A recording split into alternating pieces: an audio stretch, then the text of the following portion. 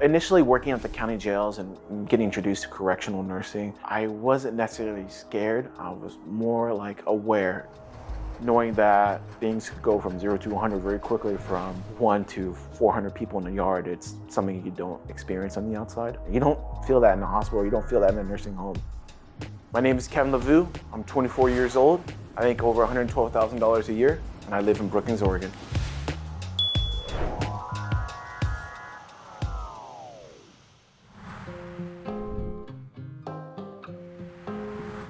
My current job is I'm a clinic nurse at Pelican Bay Prison.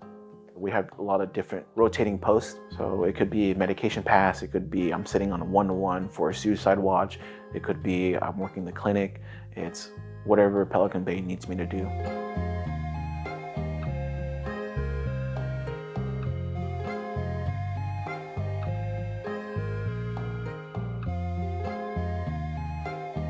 Working in a prison is definitely different from working from other settings. You're stepping into somewhere that has pre-established culture, a rules-based kind of organization. If people come into my hospital and work on the outside, I'm like, you're coming to my workplace, I'm treating you or I'm caring for you, but it's not like that in prison. You're coming to their home and I just work there.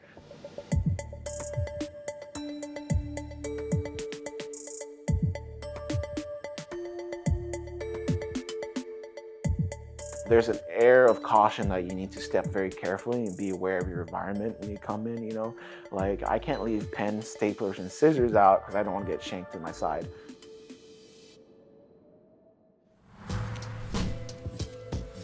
Since travel nursing, it really gave me an opportunity to earn a higher income than I typically would working non-travel nursing gigs. I'm currently making $42 an hour.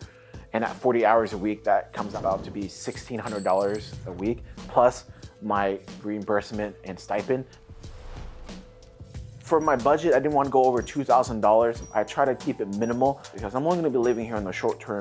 Things I like to splurge on is groceries. So in the month of June, I spent about $800 between groceries and takeout. I come home and I fill up my fridge with groceries, and it's a sense of accomplishment for me. With travel nursing, generally, you always get some sort of stipend or reimbursement. These stipend and reimbursements are tax-free money that they hand you, and it allows you to keep a large chunk of your pay untaxed. I get $1,000 for my reimbursement / stipend for food and housing. I pay $14.50 a month, and that includes rent, utilities, and all the furnishing that comes with it.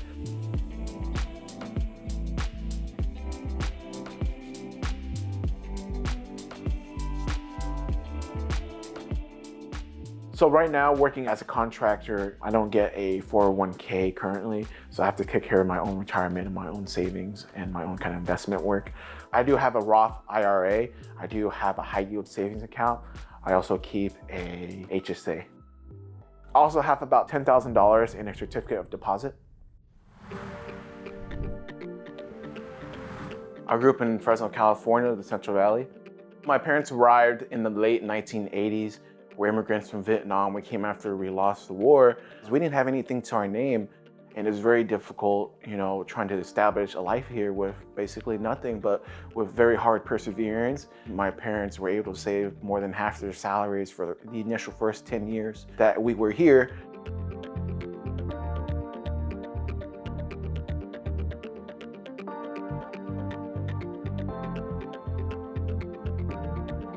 Seeing it from before to now, it really gives me an appreciation for how hard my parents have worked and the wealth they have generated.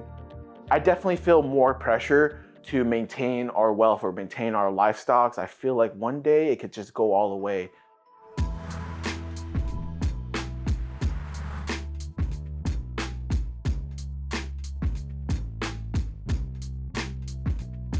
Joining the military was always something I had wanted to do since I was in elementary school. You know, many of my relatives and my family in general, we served the South Vietnamese government, a pro-democracy state.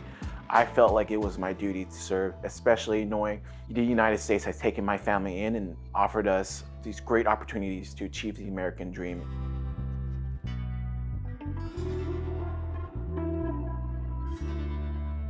I had to convince my mom for about a few weeks to a month to sign it. She's like, I'm not signing this, you're going to college or whatever. And I was like, no, I'm gonna go and join the Army. She's like, you know what, fine, you wanna go, just go.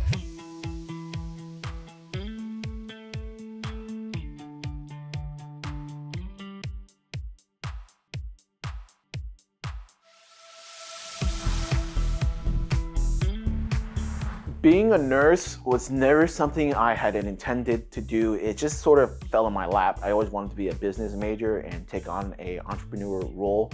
Like my parents, I thought I would run their shop or expand our farming or landlord kind of enterprises.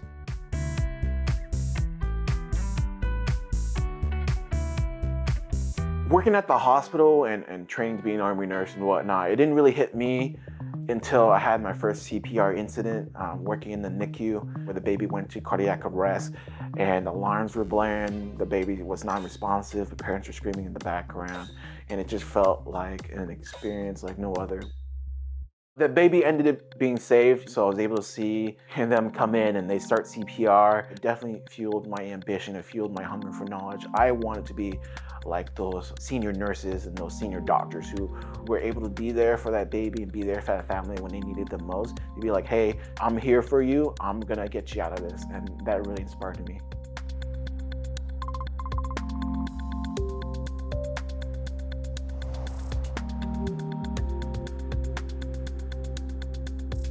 Travel nursing has always been in the back of my mind, especially towards the end of COVID, and I saw these job listings for like 50, 60 bucks an hour, COVID pay and whatnot. I was like, whoa.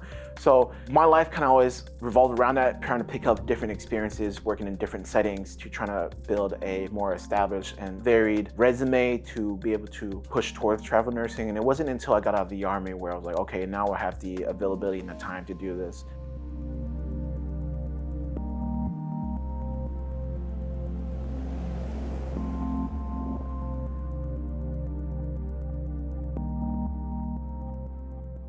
So working in a prison, I'm exposed to a lot of inmates who are locked in there for 20, 30, 40, or for life, So it really refreshes my appreciation for the freedom I hold. But you leave your stress at work, and when you get out of there, you have to really decompress. When I do any kind of jiu-jitsu, boxing, or Muay Thai, it really keeps my mind fresh and my body feeling great.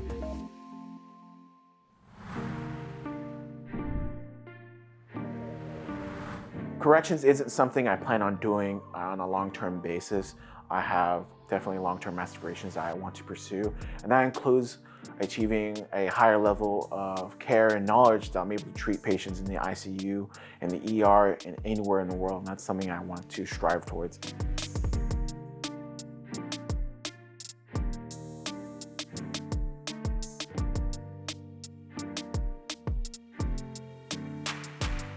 My family's immigrant perspective really shaped the way I think and feel. I don't want to lose that lifestyle that my parents established here, so I have to work just as hard to maintain it. It's definitely different. It feels like relief when you're able to make enough to not have to worry about the bills and live paycheck to paycheck.